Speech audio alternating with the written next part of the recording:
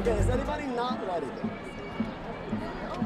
I'm going to start by reading a statement on behalf of the Columbia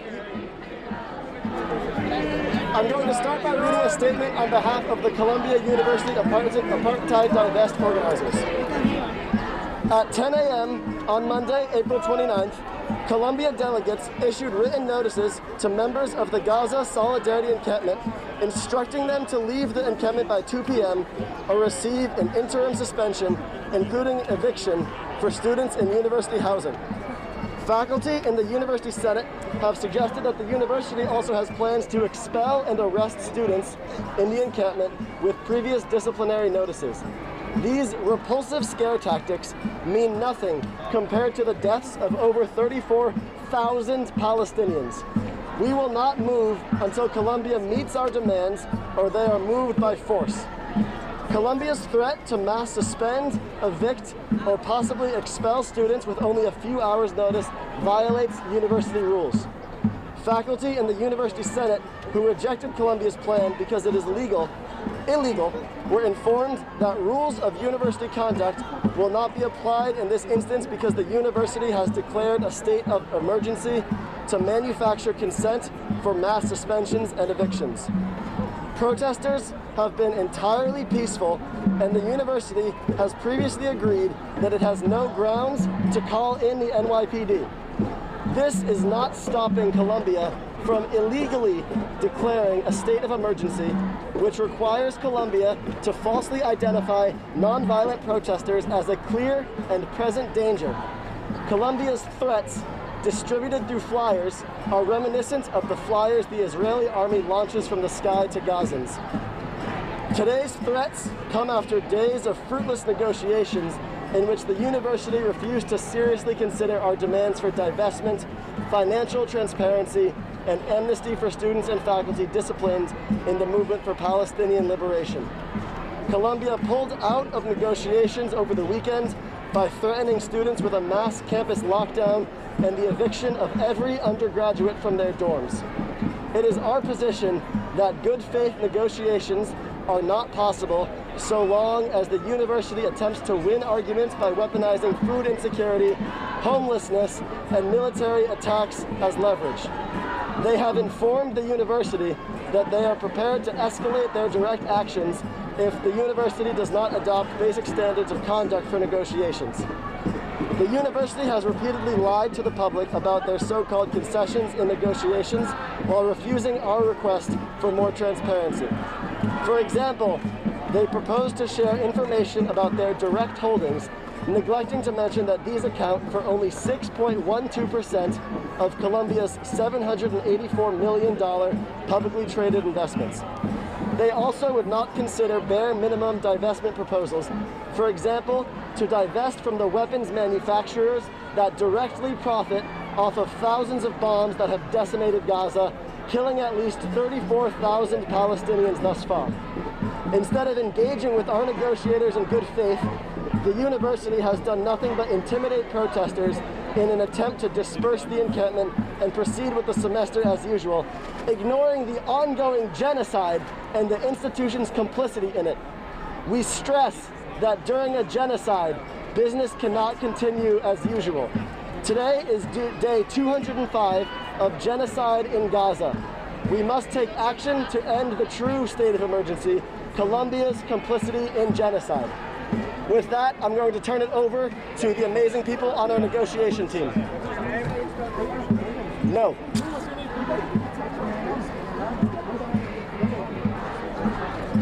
My name is Sueda Polat. That's spelled S-U-E-D-A. Last name Polat spelled P-O-L-A-T. I'm a student organizer and one of the negotiators for Quad. Earlier today, President Shafiq sent out an email announcing the end of negotiations and declared explicitly that the university will not divest from Israel. In that same email, President Shafiq claimed that we had had constructive dialogue regarding the student encampment and made insincere statements regarding the university's actions. The university's negotiations evidenced an elementary understanding of the words boycott and divest, which have been at the heart of the student movement and at the heart of our encampment. While the administration offered us a timeline for review of divestment proposals, they refused to give us any commitment that the ultimate decision would be binding. They offered us limited financial disclosure by giving only their direct holdings, yet not the indirect holdings which account for the vast majority of this university's endowment. They also threw bribes at students. Shafiq talks about early development childhood education programs for Palestinians in the West Bank and Gaza. She talks about a resilience fund for Gazans. This amounts to nothing more than bribery of the student movement. The administration also offered a review on the topic of boycott. Instead of closing down the Tel Aviv dual degree program, instead of shutting down the Tel Aviv Global Center, which has not yet broken ground, they said they would review access to these institutions, to these programs, overlooking conveniently the fact that these programs can never be in line with the university's own stated policies of non-discrimination and equal opportunity. This is a smokescreen, bureaucracy is a prison, and the students refuse to trade in the blood of Palestinians. The university has conducted itself with obstinacy and arrogance, refusing to be flexible on some of our most basic points. That said, we were engaging in good faith negotiations until the administration cut them off under threat of suspensions. Where we asked for amnesty, they gave us more discipline. Earlier this morning, university delegates appeared at the entrance of our encampment with disciplinary notices, essentially alerting students that they could choose to do one of two things. One, sign an attestation form at the exit that would put students on academic probation on the condition that they abide by all university rules until June 30, 2025, or until their graduation, whichever comes first. Or the students would be interim suspended, losing access to their housing, losing access to campus, losing access to healthcare on campus, and losing their right to graduation if they are a graduating student. Essentially, these are attempts to stifle the student movement.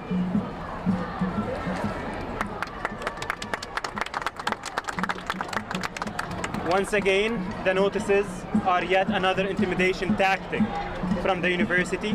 These tactics are reminiscent of those employed by the Israeli occupation against our people in Gaza and Palestine. Ironically, the notices assure students that their rights to demonstrate will be protected by the university if they sign these papers.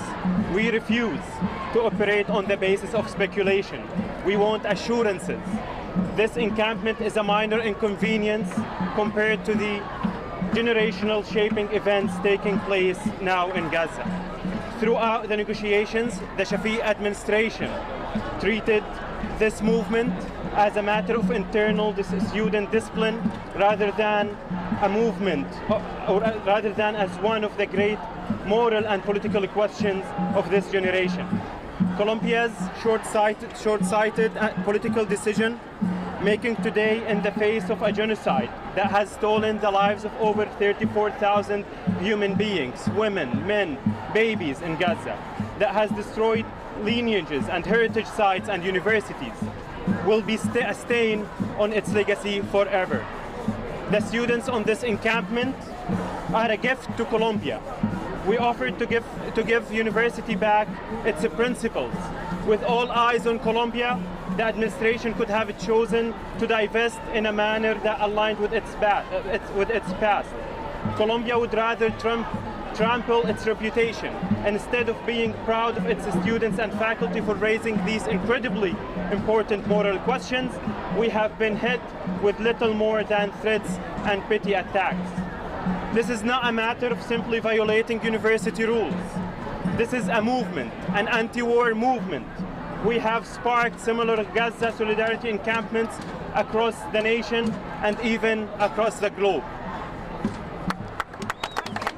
What's your name? Can you say your name, please? Mahmoud Khalil, M-A-H-M-O-U-D, Khalil, K-H-A-L-I-L. Yes. We'd like to reiterate that our presence on this encampment was never a security risk. In fact, it bonded members of the Columbia community in unprecedented ways on this campus.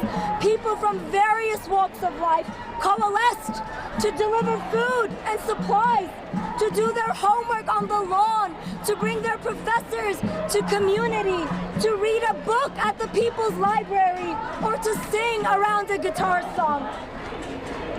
We will not be moved by these intimidation tactics. You can see outside you now that the students are mobilized. There's hundreds of them here today. They will not be moved. We demand divestment. We will not be moved unless by force. The first individual who spoke, are you comfortable giving your name? I am not. You're not. Thank you. Khalil, are you willing to accept the suspensions and any other sanctions that the university levies? Again, I'm a negotiator on behalf of this group. The group today unanimously took the decision to continue this encampment until Columbia divests. Your negotiation is happening while the campus leaders are being pressured by politicians who call this movement anti-Semitic. What do you think about that double pressure they're facing? Could you speak to that a little bit? The double pressure the administration is facing? Yeah, your school administration. The administration needs to put aside geopolitical interests in U.S. politics and decide on the matter of justice, as it has always done. This university previously divested from apartheid South Africa. This university had a movement against the Vietnam War.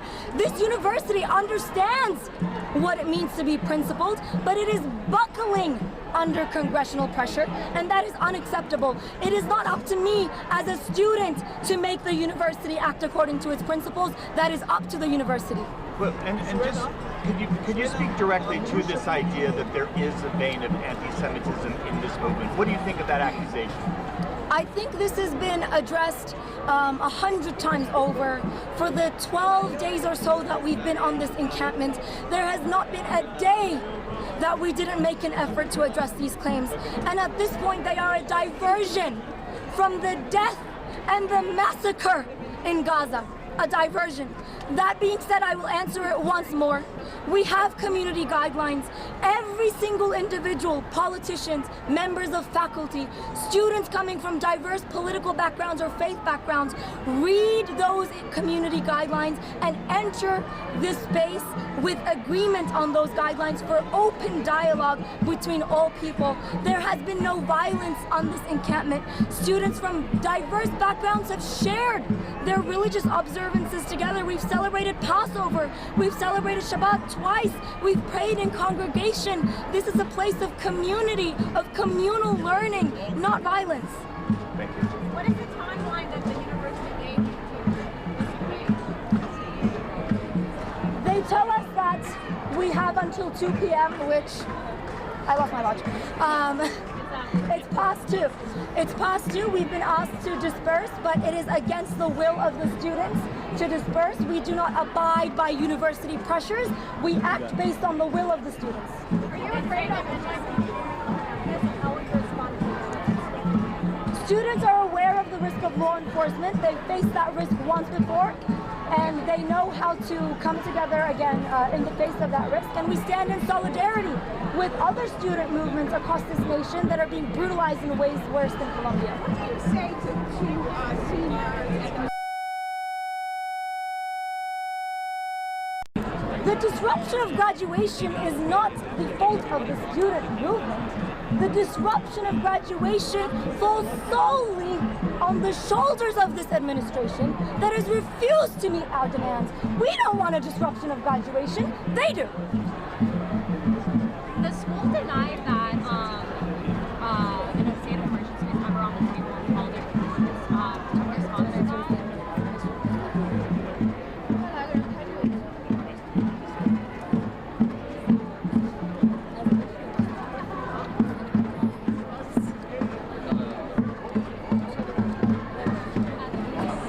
want to take my spot? Can you repeat that question? The school had denied that the state of emergency was ever happened or was on the table that night. We have confirmed from members of the Senate that there was a state of emergency declared by the administration. Members of the University Senate told us. Negotiations are off the table right now. We cannot accept a proposal by the university that refuses the basic tenets of the student movement. If they are willing to meet us on the negotiating table again, we're present. Can you explain what you agreed to and what you are still disagreeing with? The negotiations are a package deal. We're not agreeing on one principle and disagreeing on the next. We're agreeing on the basis of a package. And we do not have that package, and therefore no agreement has been reached. Have you had any contact with the NYPD city government? And do you have any message with them? No. Can you reiterate your demands one more time? Divestment, disclosure, amnesty. Thank you. Minu Shafiq emailed saying that she's going to have wider conversations with the larger Colombian community about next steps. Will Quad be part of those discussions? And has Quad been invited to those discussions? Quad has always been open to discussion, always been open to negotiation. Despite the administration not engaging in good faith negotiations with us, we have met them on that table. If we are asked again, we will negotiate.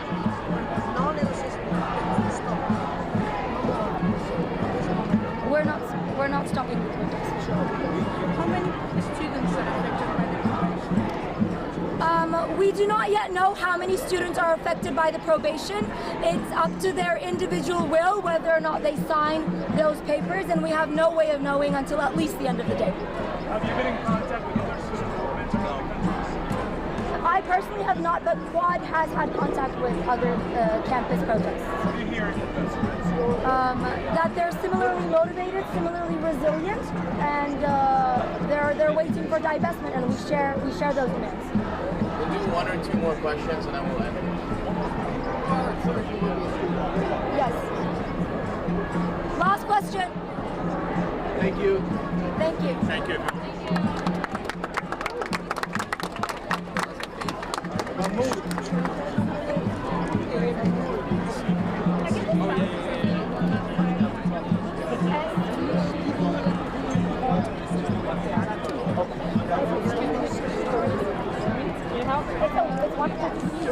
Sweeta, can you tell them your name?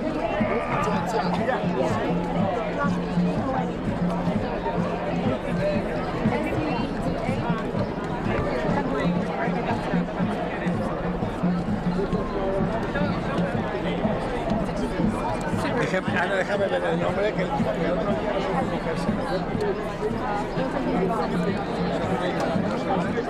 no